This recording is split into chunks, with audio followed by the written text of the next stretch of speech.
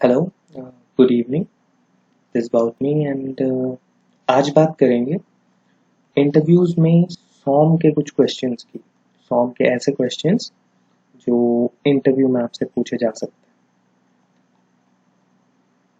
तो सबसे पहला क्वेश्चन, सबसे बेसिक क्वेश्चन है, what is homogeneous and isotropic material.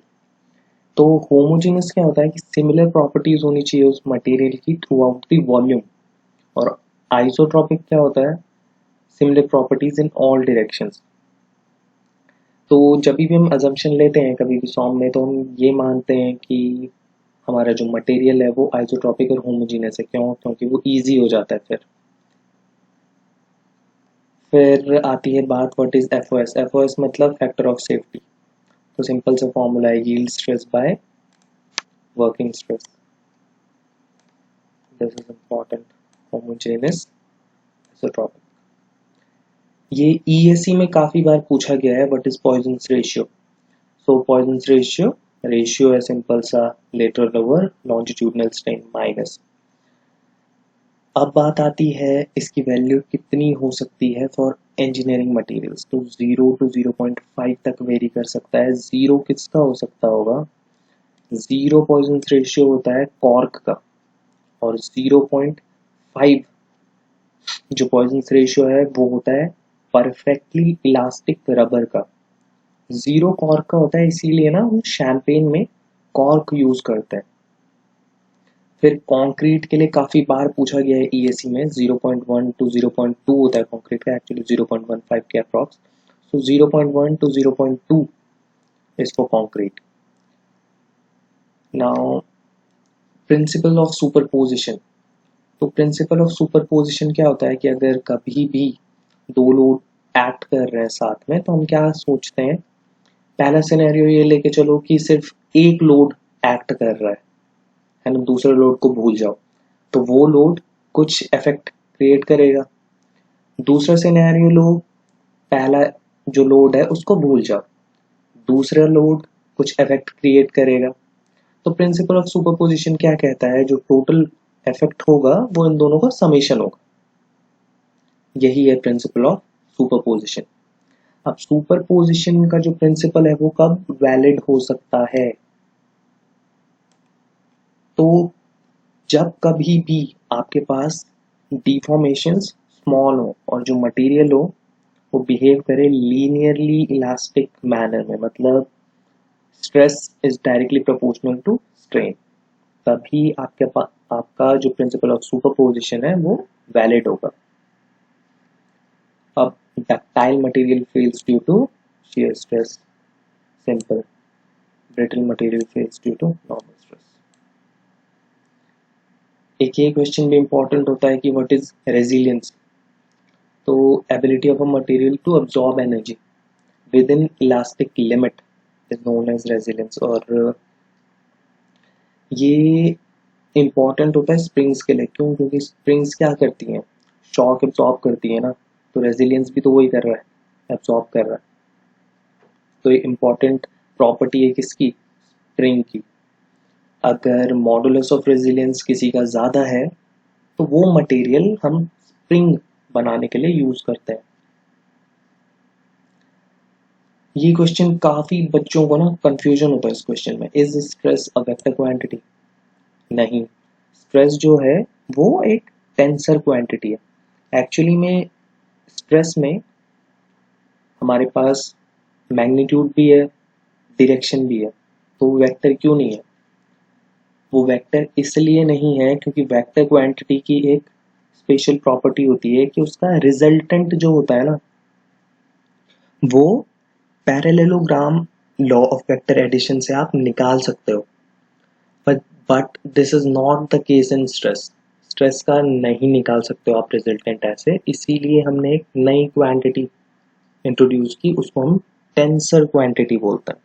तो स्ट्रेस जो है वो वेक्टर नहीं है, स्ट्रेस जो है एक टेंसर क्वांटिटी है।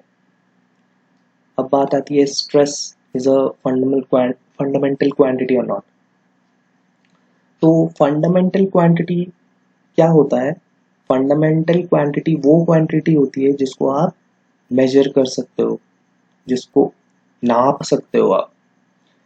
बट स्ट्रेस को हम डेराइव करते हैं, है ना, स्ट्रेस को हम डेराइव करते हैं, बट स्ट्रेन को हम मेजर कर सकते हैं स्ट्रेन गेज से। स्ट्रेस तो आपने डेराइव करा रेजिस्टिंग फोर्स ओवर एरिया, है ना। तो इसीलिए जो स्ट्रेस है वो फंडामेंटल क्वांटिटी नहीं है। Now what is Hooke's law? Hooke's law में एक चीज हमेशा याद रखना है, it is within proportional limit stress is directly proportional to strain. ये याद रखना, प्रोपोर्शनल लिमिट तक होता है वो, इलास्टिक लिमिट तक नहीं, प्रपोर्शनल लिमिट तक। Now assumption of Hooke's law, material should be homogeneous and isotropic, जो ऊपर पढ़ा, and it should behave in a linearly elastic manner, वही चीज। Differentiate between toughness and hardness. Toughness किसको रेजिस्ट करती है? इम्पैक्ट को। और हार्डनेस किसके लिए होता है?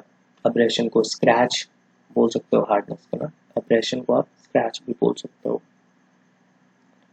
Now what is plane stress and plane strain condition? तो यार प्लेन स्ट्रेस में क्या होता है कि क्या लिखा हुआ है यहाँ पे, whenever stresses on two opposite faces of a stress element are zero, then the stress condition is known as plane stress condition। तो यूजुअली हम क्या मानते हैं कि अगर z डायरेक्शन में स्ट्रेस जीरो हो तो वो कंडीशन प्लेन स्ट्रेस कंडीशन है, और सिमिलरली z डायरेक्शन में अगर स्ट्रेन जीरो हो तो वो प्लेन स्ट्रेन कंडीशन है। तो स्ट्रेस में sigma z is equal to zero और प्लेन स्ट्रेन में epsilon z is equal to zero. What is principal plane?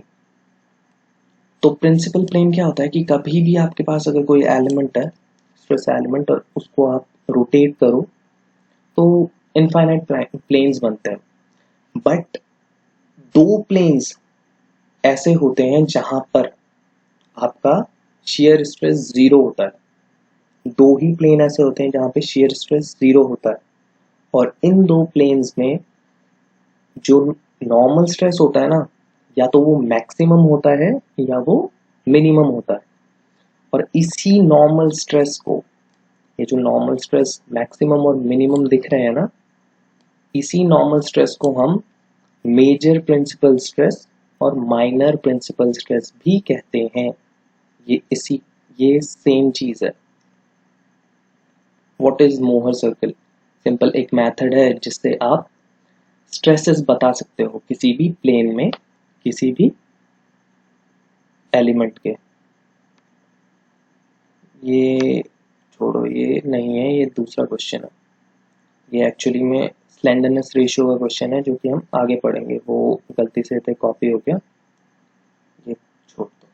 What is angle of obliquity? Angle of obliquity क्या होता है कि वो एंगल होता है जो रिजल्टेंट स्ट्रेस बनाता है with normal to the plane. तो नॉर्मल टू द प्लेन आप नॉर्मल स्ट्रेस भी ले सकते हो, क्योंकि नॉर्मल टू द प्लेन ही लगता है normal stress.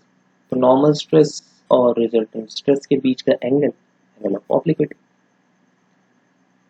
Spherical stress condition क्या होता है? स्फेरिकल स्ट्रेस कंडीशन एक ऐसी कंडीशन है जहां पे ट्राइएक्सियल स्ट्रेसेस लग रहे हैं, तीन स्ट्रेसेस लग रहे हैं, वो तीनों स्ट्रेसेस इक्वल हैं, मैग्नीट्यूड वाइज भी और डायरेक्शन में। तो सोचो स्फेरिकल स्ट्रेस में हर एक प्लेन जो होगा ना, वो प्रिंसिपल प्लेन होता है। बना के देख लेना एक बार मोहर सर्कल, आपको पता चल जाएगा। स्फेरिकल स्ट्रेस कंडीशन में तीन स्ट्रेस आएंगे, तीनों इक्वल आएंगे मैग्नीट्यूड और डायरेक्शन में। ये दो तीन क्वेश्चन पूछे जाते हैं यार थ्योरी ऑफ फेलियर के, कि most suitable theory of failure for brittle materials. तो मैक्सिमम प्रिंसिपल स्ट्रेस थ्योरी, इसको आप रैंकाइन्स थ्योरी या लेम्स थ्योरी भी बोलते हो। Now most suitable theory for ductile materials, तो मैक्सिमम डिस्टॉर्शन एनर्जी, इसी को आप मैक्सिमम शियर स्ट्रेन एनर्जी भी बोलते हो, इसी को आप वॉन माइसिस बोलते हो, हुबा हैंकी बोलते हो, तो सेम चीज बोल सकते हो आप। Most conservative theory of failure, most conservative theory of failure कौन सी होती है? Maximum shear stress theory. अब इस मैक्सिमम शेयर स्ट्रेस थ्योरी को आप टीजीसी ट्रेस्कास थ्योरी, गेस्ट थ्योरी और कूलम्स थ्योरी भी बोलते हो। Now point of contraflexure versus point of inflection. Point of contraflexure क्या है? It is a point where bending moment changes its sign. और पॉइंट ऑफ इन्फ्लेक्शन क्या है? Point of inflection is a point where deflected shape changes its curvature. Deflected shape जब change होगा ना, curvature change करेगा वो, तो उसी को आप पॉइंट ऑफ इन्फ्लेक्शन कहते हैं। What is plane of couple and plane of bending? तो प्लेन ऑफ कपल क्या होता है? परपेंडिकुलर होगा किसी भी कपल के। और प्लेन ऑफ बेंडिंग क्या होता है? परपेंडिकुलर होता है न्यूट्रल एक्सिस के। What is pure bending? अगर बेंडिंग एग्जिस्ट हो और शेयर फोर्स वहां पे जीरो हो, तो उस बेंडिंग को हम क्या कहते हैं? उस बेंडिंग को हम प्योर बेंडिंग कहते हैं। Pure bending, shear force zero. कर्न क्या होता है किसी भी सेक्शन का? कर्न एक जोन है किसी भी सेक्शन पे, एक ऐसी जोन कि अगर उस पे लोड पास हो तो सेक्शन पे टेंशन आएगी ही नहीं, कोई भी टेंशन नहीं आएगी उस सेक्शन पे। उसी जोन को हम कर्न कहते हैं। कर्न not have any tension. Now shear span versus shear center। तो shear span क्या होता है? shear span ऐसा जोन है जहां पर shear फोर्स जो होता है वो कांस्टेंट होता है। और shear center क्या होता है? shear center एक पॉइंट है जहां पे अगर लोड पास होगा तो सेक्शन पे सिर्फ और सिर्फ बेंडिंग होगी, कोई ट्विस्टिंग नहीं होगी। नो ट्विस्टिंग, ये बात याद रखना, no twisting. shear center। What is thin cylindrical shell? ये मुझसे एक इंटरव्यू में पूछा गया था। ये थिन सिलेंड्रिकल शेल क्या होता है? अगर उसकी कोई भी शेल है, उसकी थिकनेस बाई डाया का ratio is less than 1/10 to 1/15, तो तब उस शेल को हम थिन सिलेंड्रिकल शेल कह सकते हैं। ये भी इंपॉर्टेंट है। Closed coil helical spring versus open coiled helical spring. अगर जो हेलिक्स एंगल है वो लेस देन 10 डिग्री है तो क्लोज्ड हो जाएगा, अगर हेलिक्स ग्रेटर देन 10 डिग्री है तो ओपन हो जाएगा। ओपन को आप बेंडिंग स्प्रिंग भी बोलते हैं, क्लोज स्प्रिंग को आप टॉर्जन स्प्रिंग बोलते हैं और ओपन स्प्रिंग को आप बेंडिंग स्प्रिंग बोलते हैं। ये कॉलम्स के 2-3 क्वेश्चन ही हैं जो कि पूछे जाते हैं। इज यूलर्स और Euler's theory valid for short columns? नहीं, Euler's theory is valid only for long columns. Euler's theory long columns. ये पूछा जाता है शॉर्ट कॉलम कैसे फेल होता है? शॉर्ट कॉलम क्रशिंग में फेल होता है। शॉर्ट कॉलम क्रशिंग में, लॉन्ग कॉलम बकलिंग में। और इंटरमीडिएट कॉलम कैसे फेल होता है? कॉम्बिनेशन, इन दोनों के ही कॉम्बिनेशन में वो फेल होता है। Now define slenderness ratio. Slenderness ratio क्या होता है? स्लेंडरनेस रेशियो एक रेशियो है effective length over radius of gyration का। इफेक्टिव लेंथ कैसे निकालते हैं हम? बाउंड्री कंडीशन से, है ना। तो जो स्लेंडरनेस रेशियो होगा वो बाउंड्री कंडीशंस पे भी डिपेंड करता है। स्लेंडरनेस रेशियो की सिग्निफिकेंस क्या है? वो मेजर करता है tendency of a column to buckle. तो जितना ज्यादा होगा उतना ज्यादा वो बकल करेगा। तो ये टॉप 30 क्वेश्चंस हैं अकॉर्डिंग टू मी जो फॉर्म से रिलेटेड हैं और इंटरव्यू में पूछे जा सकते हैं। अगर कोई और क्वेश्चन है तो प्लीज कमेंट कीजिएगा। बाकी all the best for the interview. Thank you.